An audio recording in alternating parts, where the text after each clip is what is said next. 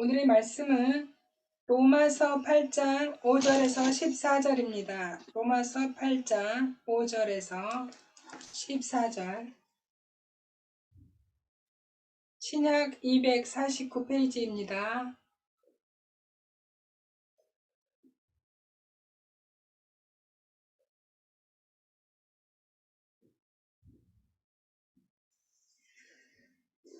한 목소리로 합독하시겠습니다.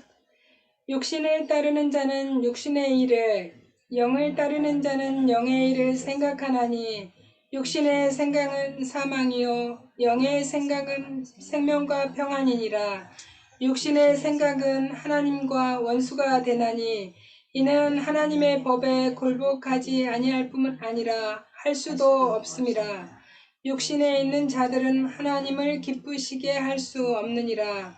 만일 너희 속에 하나님의 영이 거하시면 너희가 육신에 있지 아니하고 영에 있나니 누구든지 그리스도의 영이 없으면 그리스도의 사람이 아니라.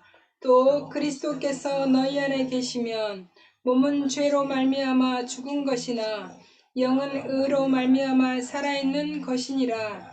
예수를 죽은 자 가운데서 살리신 이의 영이 너희 안에 거하시면 그리스도 예수를 죽은 자 가운데서 살리신 이가 너희 안에 거하시는 그의 영으로 말미암아 너희 죽을 몸도 살리시리라. 그러므로 형제들아, 우리가 빚진 자로되 육신에게 져서 육신대로 살 것이 아니니라. 너희가 육신대로 살면 반드시 죽을 것이로되 영으로서 몸의 행실을 죽이면 살리니 무릇 하나님의 영으로 인도함을 받는 사람은 곧 하나님의 아들이라. 아멘. 오늘 김홍균 목사님께서 육신에 대하여 승리하는 비결이라는 제목으로 말씀 전하실 때 큰 은혜 받으시기를 축복합니다. 아멘. 아멘. 할렐루야. 예수 이름으로 축복하고 사랑합니다. 서로 인사하겠습니다. 예수 이름으로 축복하고 사랑합니다. 손을 안 든 사람 있으니까 다시 하겠습니다. 자, 두 손을 들어서 예수 이름으로 축복하고 사랑합니다.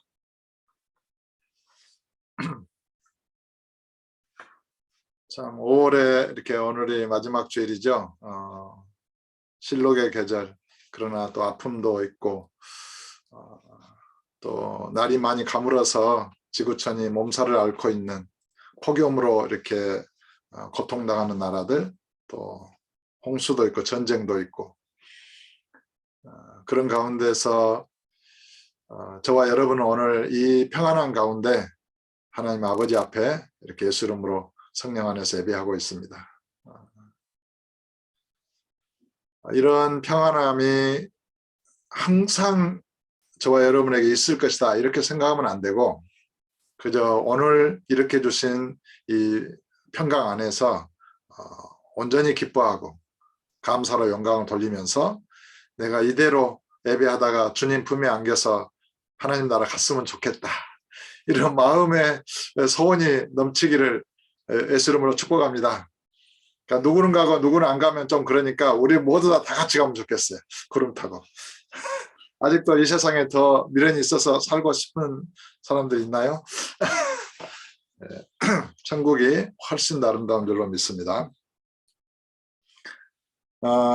오늘의 이 말씀이 이제 여러분이 여러 번 들으셨겠지만 이미 다 많이 알고 계시고 또 생각하고 있는 그런 주제입니다.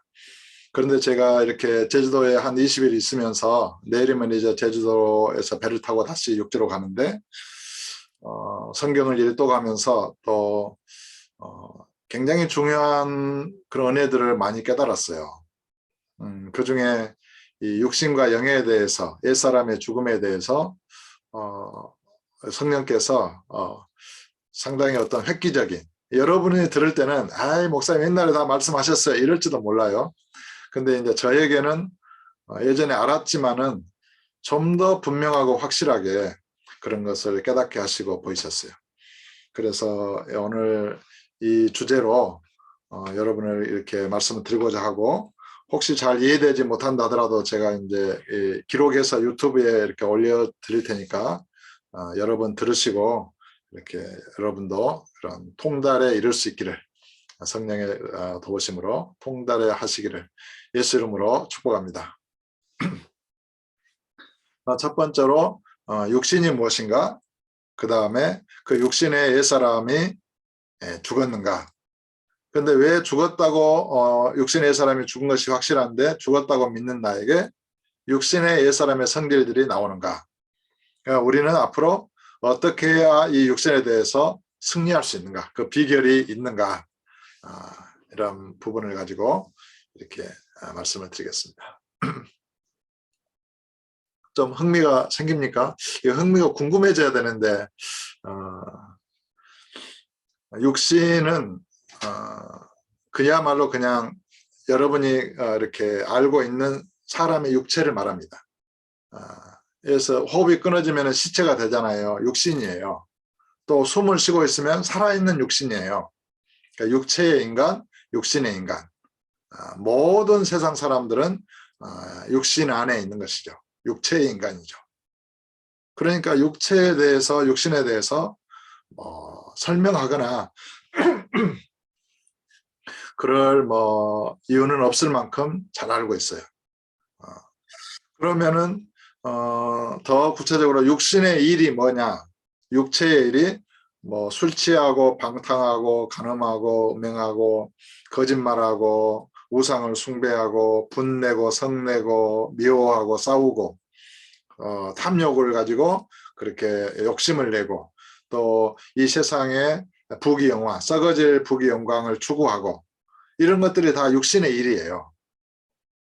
그 세상의 문화, 아이들을 발명해서 돈을 많이 벌고 세상의 문명의 이익 가운데 이끌고 이런 모든 것들이 육신에 속한 일들이죠. 결국에는 성경에는 자기의 육체를 위하여 심는 자는 육체로부터 썩어질 것을 거두리라. 그러니까 육신과 육체는 동의어로 많이 사용돼요. 이 육신은 영어로 플래시,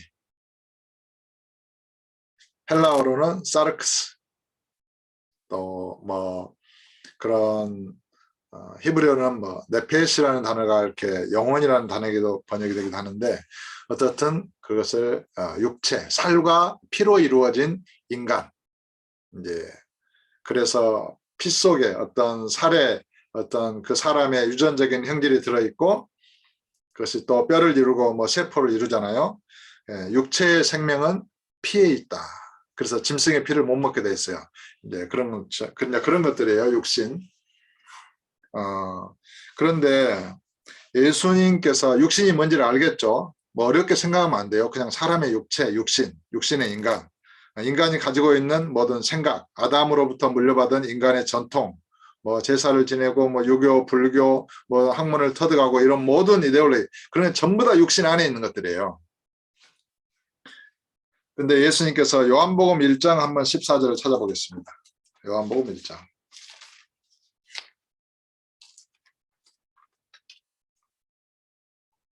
요한복음 1장 14절에 우리 이승철 형제가 잘 찾으셨을까요? 아니면 이미엽 성도님이 잘 찾으셨나요? 먼저 찾으신 분이 한번 읽어주시죠. 1장 14절. 음소거 해제하시고.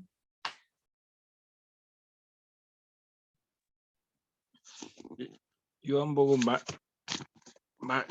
1장 14절. 말씀이 육신이 되어 우리 가운데 거하심에 우리가 그의 영광을 보니 아버지의 독생자의 영광이요 은혜와 진리가 충만하더라. 네, 여기에 육신이 나오죠. 말씀이 육신이 돼요. 여기에 이 육신이란 말이에요. 그러니까 예수님은 그 말씀의 하나님이시죠. 말씀의 하나님이셨죠. 그러니까 말씀의 하나님은 영이에요. 그러니까 영이신 예수님이 육신이 되신 거예요. 그러니까 육신은 반대로 영이 될 수 있죠. 영은 육신으로 변할 수 있는 거예요. 반대로 육신은 영으로 변화될 수 있는 거예요. 그러니까 이 원리를 조금 이해할 필요가 있어요. 말씀이신 예수님은 영의 하나님이셨는데 말은 영이에요. 생명이고. 그 말씀이신 예수님은 영이셨는데 육신이 되신 거예요. 말씀이 육신이 되어 그 우리처럼 인간 혈육을 가진 살과 피를 가진 그런 육체가 되셨다 그 말이에요. 그 다음에 이제 그 예수님께서 십자가로 죽으실 때 그 육체가 죽어요. 육체로 죽어요. 그러니까 말씀이 육신이 되셨는데 육신이 되신 그 육신이 십자가에 못 박혀 죽어요. 근데 그것을 로마서 8장 3절 한번 찾아보세요. 보세요. 로마서 8장.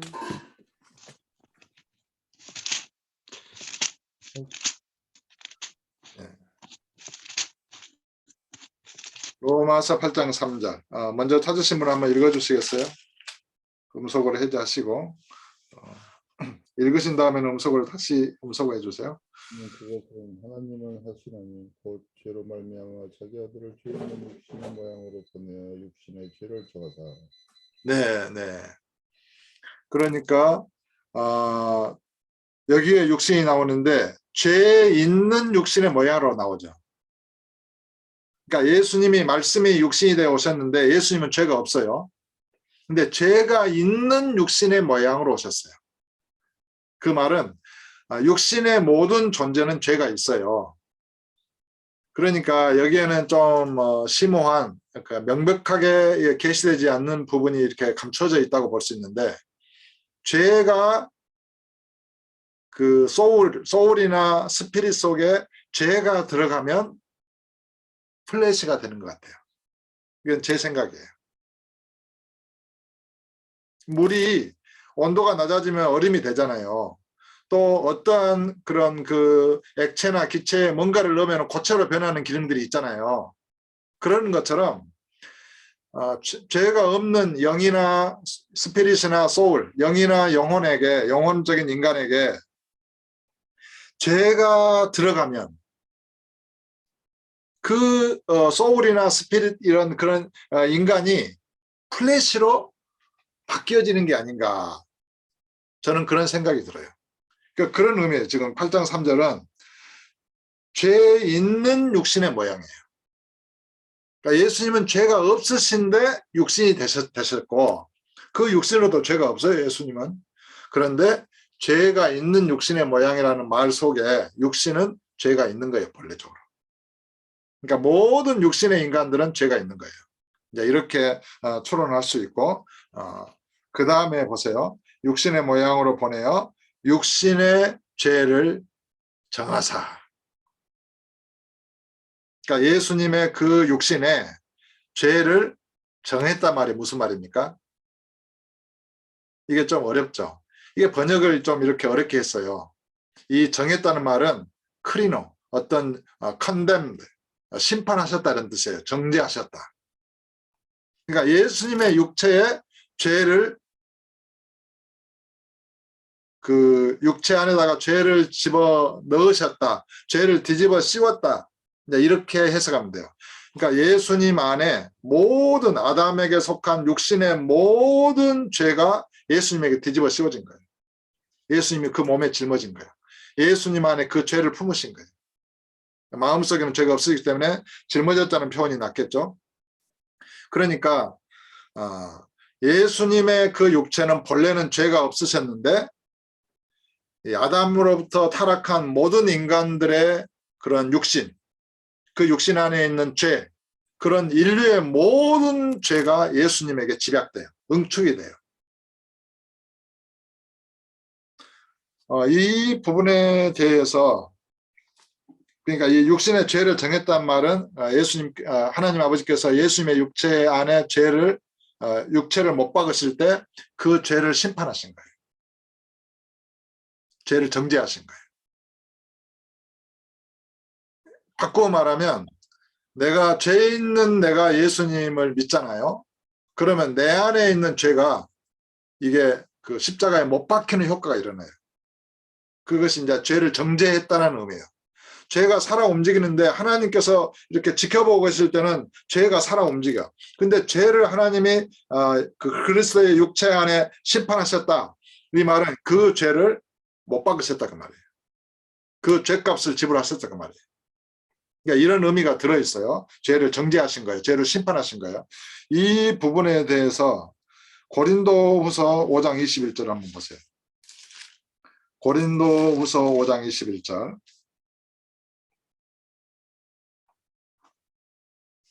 또 한번 찾으신 분은 음소거 해제하시고 한번 읽어주시죠. 고린도후서 5장 21절. 하나님이 죄를 알지도 못하신 이를 우리를 대신하여 죄로 삼으신 것은 우리로 하여금 그 안에서 하나님의 의가 되게 하려 하심이라. 예, 이게 이제 굉장한 여기에 그 믿음의 원리가 나와요. 이게 굉장히 중요한 말씀이니까 꼭 기억하시고 기록해 놓으시고 외울 수 있기를 바랍니다. 하나님이 죄를 알지도 못하시니, 예수님은 죄를 알지도 못하셨어요. 죄가 없으셨다 그 말이에요. 알지도 못하신 예수님을 우리를 대신하여 죄로 삼으신 거예요. 그러니까 예수님의 십자가의 그 육체는 죄 있는 육신의 모양으로 오셔서 그 모든 죄를 짊어지심으로 죄가 돼버린 거예요. 죄. 십자가에 못 박혀 죽으신 예수님의 육체는 죄 덩어리가 돼버린 거예요. 쉽게 말하면. 그러니까 모든 인류, 역사적으로 수천 년 동안 살아온 아담으로부터 전쟁하고 죽이고 살인하고 미워하고 했던 인류의 모든 죄가 예수님의 그 육체 안에 응축되어진 거예요. 죄 덩어리가 돼버린 거예요. 인류의 모든 죄를 예수님에게 뒤집어 쓰고 거예요. 그리고 하나님께서 그 죄를 심판하신 거예요. 왜? 그러니까 내가 죄 덩어리였잖아요. 그런데 내가 예수님 십자가에 죽으시고 부활하신 예수님을 영접하고 믿으면 내 모든 죄가 예수님에게로 전가돼요. 내 모든 죄가. 예수님에게로 전가돼서 예수님의 십자가에 죽으심으로 죽어버리는 거예요. 그리고 어떻게 돼요? 부활하신 예수님의 의로우신 생명으로 내가 거듭나는 거예요. 그래서 우리는 하나님의 의의 자녀가 된 것입니다. 할렐루야. 여러분은 의의 자녀예요. 그 말은 더 이상 죄에게 종노릇 할 수 없다는 의미예요. 죄에게 끌려다니지 않아도 된다는 말이에요. 죄를 무서워하지 않아도 되고 죄에게 굴복하지 않아도 되고 죄를 발로 차버리면 되는 거예요. 그만큼 저와 여러분은 하나님의 의의 자녀가 되었다는 것을 이렇게 믿음으로 확신하시기를 예수 이름으로 축복합니다. 이게 굉장히 중요한 거예요. 그 죄를 알지도 못하신 이를 우리를 대신하여 죄로 삼으신 거예요. 나의 죄도 그에게, 다른 사람의 너의 죄도 예수님에게, 모든 죄를 예수님에게 이렇게 응축시켜서 십자가에서 못 박아버리신 거예요. 그러니까 예수님을 믿으면 죄가 어떻게 돼요? 예수님의 십자가의 죽음 속으로 빨려 들어가 버리는 거예요. 내가 죄가 있잖아요. 내 자체가 빨려 들어가 버리는 거예요. 예수님 블랙홀처럼 십자가에 내가 죽어버리는 거예요. 그리고 부활하신 예수님과 함께 내가 새로운 존재로 살아나는 거예요. 그러니까 저와 여러분은 누구든지 예수님을 마음에 영접한 자는 성령이 들어오셔서 저와 여러분은 부활의 새로운 생명으로 의의 자녀로 거듭났다는 것을 확신하시기를 예수 이름으로 축복합니다. 두 번째, 그러면은 저와 여러분의 옛사람은 죽었음이 확실합니까? 확실하죠. 저와 여러분의 옛사람은 그 육신이에요. 플래시. 우리는 지금 영이죠. 스피릿이죠. 물론 이 겉사람의 장막, 육체의 장막을 가지고 있어요. 하지만 나는 영 안에 있어요. 여러분도 마찬가지예요. 성령 안에 있단 말이에요. 영이란 말이에요. 그렇게 자기 자신을 인식하되 우리의 옛날의 사람, 육신, 옛사람, 이게 십자가에 못 박힌 거예요. 어떻게? 나 대신, 너 대신 예수님이 십자가에 못 박혀 죽으셨기 때문에 예수님은 모든 인류를 대신하여 죽으셨으므로 모든 사람이 죽은 것이다. 성경은 이렇게 선언합니다. 한 사람이 모든 사람을 대신하여 죽었으므로 모든 사람이 죽은 것이다. 그러면 지금 사람 움직이는 사람들은 뭐예요? 예수님의 핏값으로 산 예수님의 것이에요. 그러니까 이 지구상에서 예수님의 핏값으로 사지 않는 주님의 소유가 아닌 것들은 한 사람도 없는 거예요. 그들이 예수를 믿든 안 믿든 다 예수님의 소유예요. 근데 어떤 사람은 예수님을 안 믿기 때문에 부활의 생명이 없죠. 죽어 있죠. 어떤 사람은 예수를 믿어서 진정으로 예수님의 소유로서 의의 자녀로서 살아가고 있는 것입니다. 이 만물도 마찬가지예요. 다 예수님 거예요. 만국이 예수님의 그런 나라가 돼야 돼요. 이 세상 나라가 그리스도의 나라가 되는 거예요. 주의 통치 아래 굴복해야 돼요. 만민이 주의 이름 앞에 엎드려 경배해야 돼요. 주님의 것이에요. 아무도, 그래서 이제 성경은 하늘과 땅과 땅 아래 있는 모든 것이 그 예수 이름에 복종하게 하셨다. 이렇게 기록되어 있는 거예요. 이해가 되시죠? 이제 옛사람의 죽음을 좀 더 한번 살펴보겠습니다. 베드로후서 3장 18절 한번 찾아봅시다. 베드로후서. 찾으신 분은 한번 읽어주세요.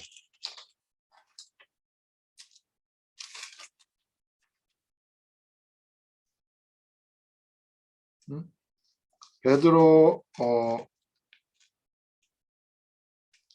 아니네. 베드로후서 1장 18절인가? 잠깐만요. 네네. 베드로전서 3장 18절. 제가 잘못 기록했네요. 3장 18절. 베드로전서 3장 18절. 읽어주시죠. 그리스도께서도 단번에 죄를 위하여 죽으사 의인으로서 불의한 자를 대신하셨으니 이는 우리를 하나님 앞으로 인도하려 하심이라. 육체로는 죽임을 당하시고 영으로는 살리심을 받으셨으니. 예. 그러니까 예수님은 영이신 말씀에서 육신이 되셨다가 인간의 육신의 모든 죄를 그러니까 짊어지고 그 육체를 모든 인류를 대신해서 십자가에 죽으심으로 육체로 죽으신 거예요. 그래서 그 예수를 믿는 자는 육체로서의 내가 죽은 거예요. 이거는 너무너무 확실한 거예요. 이걸 완전하게 믿어요. 그러니까 나의 옛사람, 나는 육체로 죽었다. 이거는 자다가 일어나도 나는 육체로 죽었고 영으로 살았다. 그러니까 부활하신 예수님은 영으로 살으셨잖아요. 영의 신령한 몸으로. 그래서 예수님을 믿는 자는 부활하신 신령한 몸으로 부활하신 예수님과 연합되어 있어요. 주합하의 한 영이에요. 그러니까 나는 영으로 살아있는 거예요. 따라서 합시다. 나는 영으로 살아있다. 나는 육체로 죽었다. 나의 옛사람은 죽었다. 이게 불확실하면 안 돼요. 완전하게 확실한 거예요. 네, 여기까지 됐죠. 로마서 6장 6절에 이렇게 기록됐죠. 우리가 알거니와 우리의 옛사람이 예수와 함께 십자가에 못 박힌 것은. 로마서 7장 4절에도 너희도 그리스도의 몸으로 말미암아 율법에 대하여 죽임을 당하였으니. 너무너무 확실한 거예요. 골로새서도 너희가 죽었고 너희 생명은 하나님 안에 그리스도 안에 하나님 안에 감추었음이니라. 그러니까 그것은 육체로 죽었단 말이에요. 그러면 지금 있는 이 육체는 뭐예요? 이거는 예수님의 핏값으로 산 성령의 전이죠. 주님의 것이죠. 하나님의 성전이란 말이에요. 거룩한. 이거를 분명히, 그러니까 하나님의 성전인데 성령은 영이시잖아요. 이 성전도 영이에요. 단순한 육체가 아니란 말이에요. 거룩한 성전이란 말이에요. 그래서 몸이라고 표현합니다. 성전인데 몸. 이제 그러면 이제 우리의 옛사람은 육체로 죽었죠. 그 육체, 육신, 옛사람 다 죽었어요. 왜 육체와 육신의 옛사람이 죽어야 하는가? 여기에 이제 조금 더 언급을 하자면 오늘의 이 그런 8장 로마서 8장 본문을 한번 보겠습니다.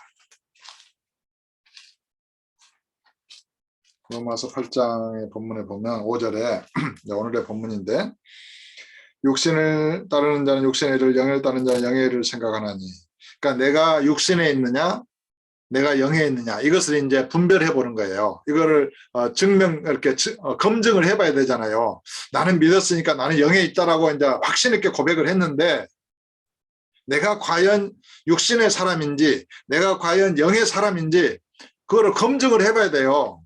자 보겠습니다.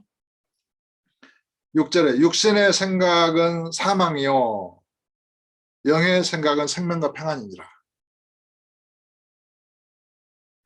육신 안에서 나오는 생각은 다 썩어지고 부패해가고 하나님이 없고 성령을 거역하는 그런 죄가 있는 존재 상태가 육신이에요. 그래서 예수님이 육체로 그 육신으로 십자가에 못 박혀 죽으신 거예요. 그러니까 모든 인류는 예수님의 육체 안에서 죽었단 말이에요. 그러니까 이 세상에 있는 모든 육신의 존재의 생각은 다 사망이에요. 다 사망이란 말이에요. 그런데 예수를 안 믿는 육체의 사람이 딱 다가와서 내게 말을 한다. 그러면 그 말에 생명이 있어요, 없어요? 생명이 없죠. 근데 이거를 우리가 감지를 못하는 거예요. 내가 성령 안에 영으로 살아있으면 육체의 사람이 다가오잖아요. 그럼 이게 딱 부딪히는 거예요. 이게 부딪히는 거예요. 이게 반발력이, 이게 탄성에 의해서, 영의 영적인 그런 탄성에 의해서 육체의 사람 오면은 딱 마음에서 거부감이 일어나는 거예요. 어떤 느낌이 오는 거예요. 너무, 왜냐하면은 그거는 죄 덩어리가 오는 거야. 사망의 세력의 지배를 받는 자가 오는 거예요. 내게. 나는 예수님 안에, 생명 안에 있는데 그가 사망의 독을 가지고 와. 그러니까 이게 반사적으로 성령의 어떤 감동에 의해서 이렇게 딱 기도가 나온다든가, 이렇게 싫다든가, 뭔가 어떤 뭐 찌릿하는 느낌이 있다든가, 뭐 그런 게 있단 말이에요. 이게 영과 영으로 된 존재와 육신의 존재는 이게 상극이에요. 예수님은 육체로 죽으시고 영으로 부활하셨기 때문에 그래요. 예수님의 육신 안에 죄를 정죄하셨기 때문에 그래요. 모든 육신의 존재는 죄가 있기 때문에 그래요. 죄가 결합돼 있어요. 악한 마귀와 결합돼 있어요. 악한 영과. 그래서 육신의 생각은 최고의 표현이 뭐예요? 아주 기분이 좋을 때 육체의 인간이 죽인다 그러잖아요. 죽인다. 그냥 죽고 싶을 만큼 좋은 거야. 죽어도 좋아. 근데 이제 예수 믿는 사람은 그렇게 표현하면 안 되죠. 살린다 그래야지. 살린다. 그런 표현은 없는 것 같아요, 세상에. 여러분 기분이 엄청 좋은데 아주 뭐 그렇잖아요. 죽고 못 산다 이러잖아요. 너무 좋아하는 모습을 보면서.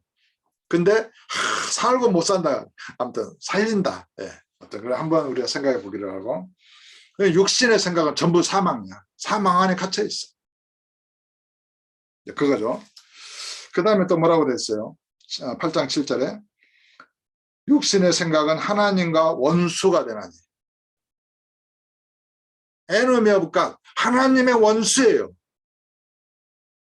육신은 하나님의 원수예요. 그러니까 하나님의 아들을, 죄가 없는 하나님의 아들을 육신의 모양으로 보내서 모든 육체를 대신해서, 육신을 대신해서 십자가에서 그 모든 죄를 예수님의 육체에 진노하시고 그 징계하시고 분노를 쏟으시고 그 정죄하신 거예요. 하나님의 원수니까 그랬죠. 하나님이 미워하셔도 어떤 보통 미워하시는 게 아니고 진노하시는 거예요. 진노. 얼마만큼 진노하시느냐. 죄가 없는 예수님의 육체를 십자가에서 못 박아 죽이실 만큼 진노하시는 거예요. 사랑하는 독생자를 십자가에 내어 주셔서 죽이시기까지 진노하신 거예요. 이게 하나님의 원수야. 그래서 이제 베드로가 여러분과 육신의 생각은 뭐 흉악한 생각인 줄 아는데 그게 아니에요. 베드로 사도가 예수님을 사랑했잖아요. 육신의 생각으로 사랑했죠, 처음에는. 그래서 예수님이 십자가에 못 박혀 죽으신다고 그러니까 주여 그러면 안 됩니다. 이스라엘을 구원할 구원자심이 어떻게 고난을 받고 버림을 받고 십자가에 죽은단 말입니까? 3일 후에 살아나리라 그랬는데 그 말은 안 들리는 거예요. 그때 예수님이 뭐라고 그래요? 진노하시죠. 분노하시죠. 사탄아 물러가라. 너는 나를 넘어지게 하는 자로다. 내가 하나님의 일을 생각하지 아니하고 사람의 일을 생각하는 자다. 이 사람의 일이 육신의 생각이에요. 성령이 계시지 않는. 그러니까 저와 여러분이 생각하는 인생하고 우리 하나님 아버지께서 생각하는 인생이 이 가치가 달라요. 완전히 가치가 달라요. 하나님이 육체의 인간을 보실 때는 완전히 진노의 대상이에요. 하나님의 원수예요. 그런데 그 원수된 우리를 사랑하셔서 독생자 예수 그리스도를 대신 십자가에 내주신 것이죠. 그러니까 그 사랑은, 하나님의 사랑은 우리가 측량할 길이 없어요.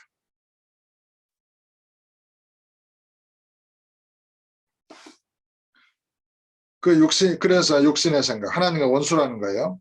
그 다음에 8절에 보면은 육신에 있는 자들은 하나님을 기쁘시게 할 수 없느니라.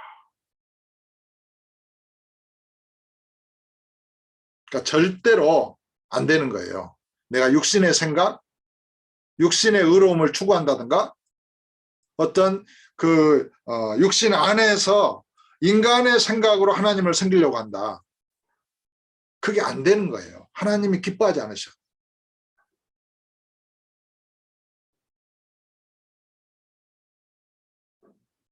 하나님을 기쁘시게 할 수 없는 자. 근데 이제 제가 깨달은 게 여기서 이제 결정적인 이제 은혜가 나옵니다. 그러면 이 육신은 예수님의 십자가의 죽음으로 나는 육체로 죽었잖아요. 그러면 내 안에서 육신의 것들이 나오면 안 되잖아요. 무의식에서도 나오면 안 되고 영 안에서도 나오면 안 돼요. 그냥 깨끗해야 돼.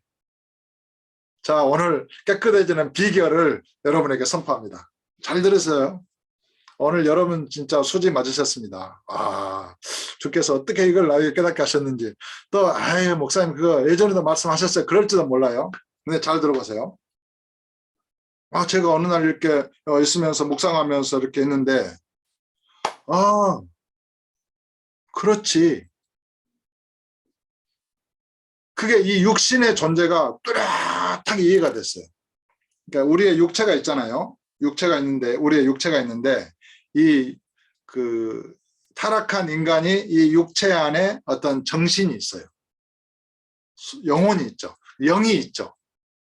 살아온 문화, 역사, 이데올로기 어떤 그런 것들이 있잖아요. 만약에 그런 것들을 형상으로 나타낸다면, 육체를 벗어나서 형체를 나타낸다면 이렇게 우주처럼 큰 존재가 나타날 거예요.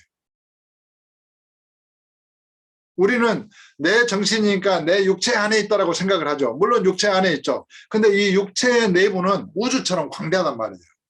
이 뇌도 그렇고 마음도 그렇고 뼈와 골수 세포 안에가 무한한 공간이 있어요.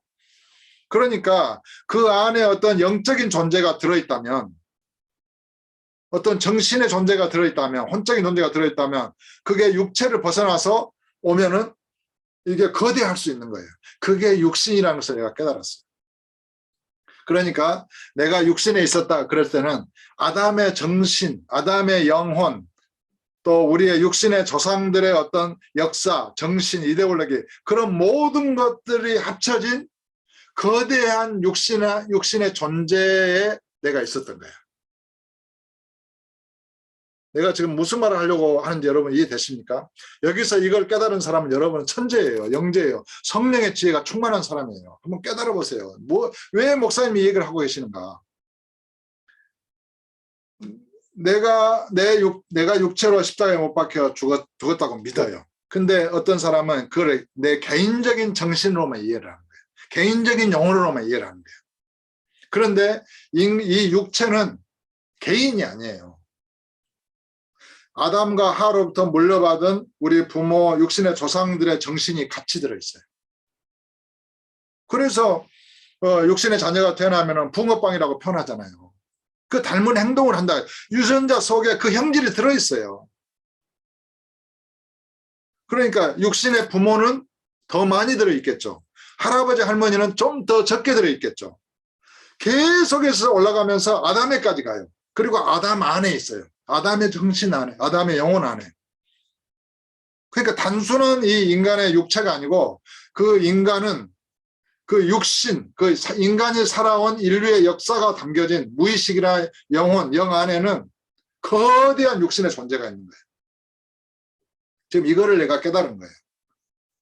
그래서 개인적인 죄만을 회개한 사람은 그 육신에서 하나의 가지치기를 한 거야. 가지치기에서 내가 예수 믿었어 했는데 거대한 육신의 뿌리는 제거되지 않은 거예요. 여러분 뽕나무 캐봤어요? 뽕나무. 우리 주말농장에서 뽕나무 한두 가지에서 캐보는데 뿌리까지 파거든요.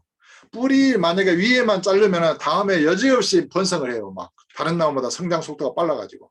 얼마나 강력한지 몰라요. 그런데 뿌리를 뽑아요. 뿌리까지. 근데 작은 뿌리가 남아있잖아요. 또 그게 번성을 해요. 여러분, 이 육신의 뿌리, 죄의 뿌리, 그 육신 안에 있는 그 본질의 머리, 육신의 머리, 아담이죠. 그 아담으로부터 연결된 모든 육신의 조상들의 뿌리, 그거를 내가 십자가의 죽음으로 죽이지 않는 한 언제든지 내 안에서는, 이 육체 안에서는 육신의 쓴뿌리가 나온다는 거예요. 나올 수 있다는 거예요. 그거를 깨닫고 나니까 이야, 내가 진짜 이거 어떻게 이거를 성령께서 깨닫게 하시는가, 난 정말 너무 기뻤어요. 아예 해결의 실마리가 보이는 거야. 왜 우리의 육체의 옛사람은 죽었다고 하는데 왜 어디서 육신의 옛사람이 또 나오냐고. 그걸 어떻게, 난 무의식으로만 설명을 했는데 이제 그것도 무의식으로도 설명이 가능하긴 한데, 아담으로부터 시작된 그 내면의 육신의 존재가 어디선가 뿌리가, 쓴뿌리가 남아있는 거예요. 다른 사람의 죄를 용서하지 못했다든가, 어떤 원한 관계에 어떤 지독한 미움을 품어서 콤플렉스를 가지고 있다든가, 인간 안에, 내면에 어떤 무수한 그 공간 안에, 그 광대한 공간 안에 그런 것들이 지배를 하고 있단 말이에요. 쓴뿌리가 나서. 그런 것들이 막 이렇게 불쑥불쑥 올라오는 거죠, 살다 보면. 오늘 이 시간 그 거대한 아담 안에 있는 그 육신의 존재가 십자가에 못 박혀 죽었습니다. 그런데 보세요. 이제 진짜 더 중요한 얘기가 나옵니다. 내가 내 육신의 자녀를 대할 때, 육신의 자녀로 대하면 어떻게 되겠어요? 그 육신의 자녀가 차지하는 부분이 내 안에 있어요. 육신으로 있다고요. 근데 그걸 십자가에 못 박아서 죽었다고 믿었으면 육신의 자녀에 대해서 육신의 감정이 없어야 돼. 근데 육신의 감정이 흐르잖아요. 그러면 그 말은 무슨 말이에요? 육신이, 아직 안 죽은 육신이 남아있는 거예요. 내 안에 나의 옛사람이 안 죽고 남아있는 거예요. 죽었다고 믿지만은. 그러면 어떻게 돼요? 그 부분은 그 자녀와의 관계가 어떤 형태로 그 자녀가 거듭난 관계 안에 들어오기 전에는 이 육신의 관계에서 해결이 안 돼요. 봐요. 육신의 부모도 마찬가지예요. 부모가 어떤 이 세상을 떠나면은 이제 육신의 관계가 끊어지잖아요. 비로소 내 안에 육신이 죽는 거예요. 그래서 성경에 보면은 육신의 부모가 죽었을 때 하나님의 은혜가 그 자녀에게 임하는 경우가 참 많아요. 왕이 계승이라든가 이런 게 그 숨이 끊어졌을 때 이렇게 후임자에게 물려주는 경우가 있잖아요. 어떤 그런 원리가 있는 것 같아요. 모세가 죽었을 때 여호수아에게 하나님의 성령이 충만해져요. 그 여호수아가 그 다음 지도자의 위치를 이렇게 획득하는 거예요. 엘리야 선지자가 이 세상을 떠났을 때 그 겉옷을 취한 엘리사 선지자가 성령의 영감을 2배나 받아요. 이건 어떤 영적인 원리가 있는 거예요. 그러니까 육신의 부모가 육체로 살아있잖아요. 근데 내가 육신의 생각으로 대하잖아요. 내 안에 그 부모가 차지하는 육신의 요소가 안 죽고 살아있는 거야. 어떻게 이 육신의 옛사람이 나타나지 않을 수가 있겠어. 내가 이거를 깨닫고 와, 엄청 감사했어요. 여러분도 이걸 한번 깨달아 보세요. 그래서 안 되는구나. 엊그제 금요일 날 그 선교사님, 이제 인도네시아에서 젊은 선교사님 부부가 이렇게 대화를 하는 중에 신기한 얘기가 있었어요. 그분들이 율법에 대한 죽음, 완성과 폐지를 다 믿고 성령의 법으로 이제 살려고 그쪽에 있는 선교사님들과 뭐 신학자들과 논쟁 중에 있거든요. 대화를 하다가 그 자녀의 얘기가 나왔어요. 그러면서 그 자녀가 이제 초등학교, 뭐 초등학생인가 중학생인가, 아무튼 초등학생을 알고 있는데 그 엄마에게, 이제 그 사모님에게 딜을 해온대요. 딜이 뭔지 알아요? 이런 이제 거래, 협상을 받는다고 막 어깨를 주물러 준다든가, 나 이거 해주니까 뭐 해줘요, 이제 이런 식이에요. 엄마 내가 이거 이렇게 해줄 테니까 나 게임하게 해줘요, 이제 이런 식의 딜을 해온다는 거예요. 그런데 율법과 복음을 생각하면은 그거는 율법적인 사고이거든요. 그런데 율법에 대해서 죽었고 폐지됐다고 믿잖아요. 근데 자녀에 대해서는 그 딜에 대해서 감각이 없는 거예요. 그래서 그거 어떻게 하셨어 하니까 다른 분이 이렇게 얘기하다가 못했대. 그러면은 앞으로 어떻게 하실 거예요? 하니까 그 선교사님 부부가 얼마나 성령의 감동이 뜨거운지 금방 캐치를 한 거예요. 아, 내가 율법에 대해서 죽었고 완성되고 폐지됐다고 믿고 성령의 법으로 산다고 가르치고 복음을 선포하지만은 정작 내 자녀에게는 복음으로 가르치지 않았구나. 율법으로 내가 대하고 있구나. 그걸 깨달은 거예요. 난 깜짝 놀랐어요. 어떻게 그 짧은 대화 속에 그걸 깨닫지, 캐치를 하지? 마찬가지예요. 내가 육신으로 죽었다고 믿지만은 나의 옛사람이 죽었고 내가 거듭났다라고 선포를 하지만은 육체 관계에 있는 사람에게 내가 육신으로 대한다면 여전히 그 인류의 육체가 죽지 않은 존재로 내 안에 살아있는 거예요. 그래서 내가 깨달으면서 사도 바울의 그런 유명한 말씀이 생각이 났어요. 세상이 나를 대하여 십자가에 못 박히고 나도 또한 세상에 대하여 그러하다. 사도 바울이 이렇게 갈라디아서 6장 14절에 이렇게 고백했거든요. 그 의미를 제가 이제 알았어요. 모든 인류는 거듭난 나이가 다 죽은 거야. 예수 안 믿은 자들은. 다 육체로 죽은 거야. 그것을 사도 바울은 선언한 거야. 온 세상이 나를 대하여 십자가에 못 박혔다. 그렇게 선언한 거야. 거듭난 나에게는. 나도 세상을 대하여 십자가에 못 박혔다. 육체로는. 아, 그러니까 진짜 이게 중요한 원리를 성령께서 깨닫게 하신 거예요. 그래서 우리가 거듭난 자로서 이제 가장 중요한 것은 자기의 목숨이죠. 육신의 생일 같은 문제. 이제 그런 게 육신의 그런 옛사람이 나오는 통로이고, 육신의 관계에 있을 때 자녀든지 부모든지 형제든지 거기서 육신의 쓴뿌리가 살아서 나온다는 거예요. 그거 캐내지 않으면 반드시 육신의 쓴뿌리가 나와서 넘어지게 만듭니다. 여러분 한번 도전해 보세요. 그래서 기도를 하니까 이 머리끝부터 발끝까지 모든 세포와 하나하나의 육신의 뿌리들이 이렇게 막 파고 들어가 있잖아요. 그것들을 싹 거두어내 가지고 뿌리까지 말려 가지고 완전히 이게 버려버린 거예요. 할렐루야. 그러면 어떻게 돼요? 성령께서 머리끝부터 발끝까지 모든 세포 DNA 안에까지 충만히 이렇게 임한 거예요. 그래서 이 온 육체가 성전이 되고 주의 몸이 되고 그 안에 성령과 합하여진 거듭난 내가 영으로서 살아있는 거야. 영의 사람. 제가 설명을 잘 했는가는 모르겠는데 아무튼 여러분이 이 문제를 깊이 묵상하고 여러분 안에 이루어질 때까지 그러면서 이제 더 중요한 원리가 나와요. 더 중요한 원리. 잘 들어보세요. 이제 왜 믿는 나에게 옛사람 육신의 성질이 나오는가가 설명이 됐죠. 그런데 그러면은 내가 육신에 있는 자들은 하나님을 기쁘시게 할 수 없는데 내가 영 안에 있다는 것을 어떻게 확신할 수 있고 내가 영의 사람으로서 과연 육신에 대해서 승리할 수 있는가. 그러니까 육신에 대해서 승리하는 이제 비결을 제가 이번에도 깊이 깨달았어요. 여러분이 다 아시는 거예요. 근데 진짜 중요한 거예요. 자, 오늘 말씀을 한번 더 보겠습니다. 로마서 8장에 8장 9절입니다. 이 말씀을 꼭 기록해 놓으시고 꼭 외우세요. 만일 너희 속에 하나님의 영이 거하시면 너희가 육신에 있지 아니하고 영에 있나니. 누가 한번 찾아서 다시 한번 읽어주시겠어요? 로마서 8장 9절.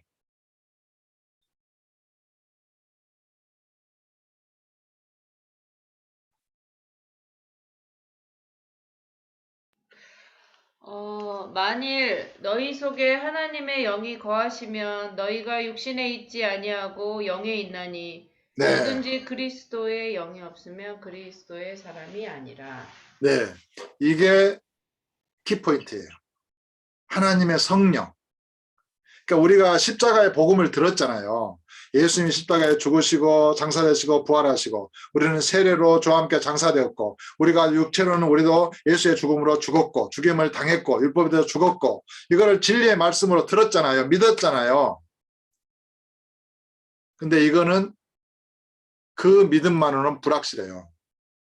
그러니까 믿음만 확실한데 왜 불확실하다고 말하냐. 믿음과 성령이 연합돼요. 하나여야 돼요. 믿음과 성령이 충만해야 돼요. 그러니까 내가 진리의 말씀을 믿었잖아요.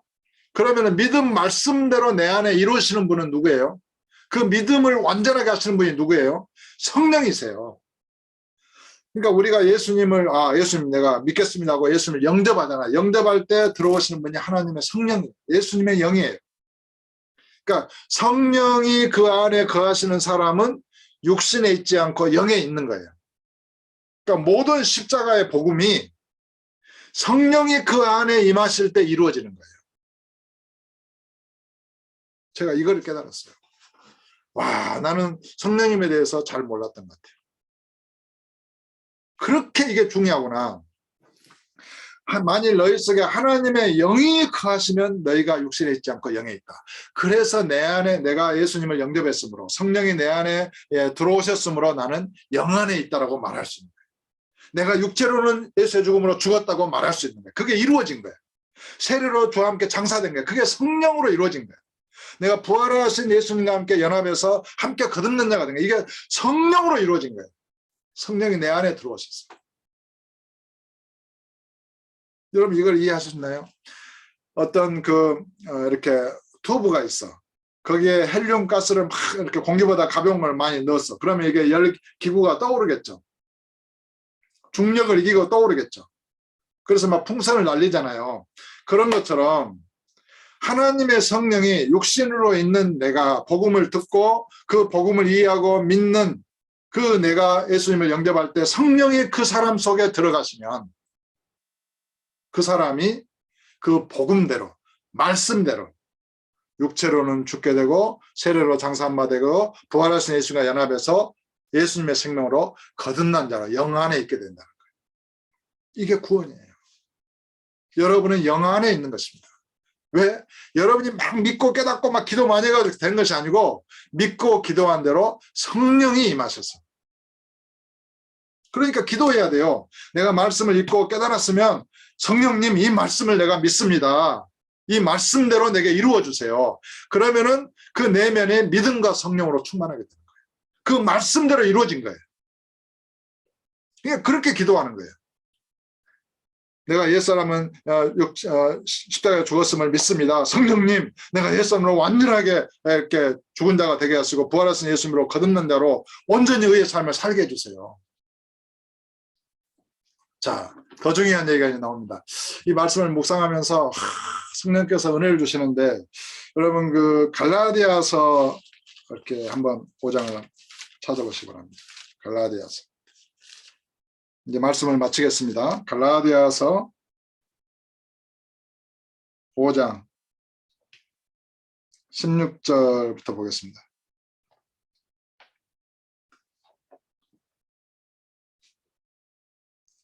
(5장 16절) 내가 이르노니 너희는 성령을 따라 행하라. 이게 키포인트예요. 육신에 대해서 승리하는 마지막 비결.